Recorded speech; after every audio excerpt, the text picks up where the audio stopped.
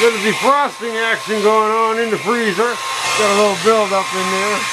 Meanwhile, I'm baking a cake.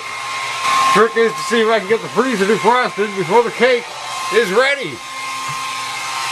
Okay, on the cake, here's the cake. These are the ingredients. And to this, I substituted non-fat milk for the water. I added an extra egg. I added a tablespoon of oil, and I added half a cup of sugar.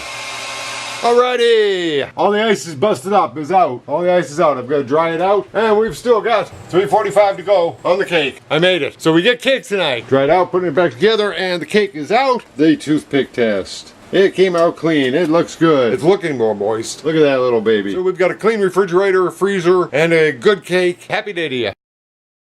Okay, everything back in place. Whoa, that smells good.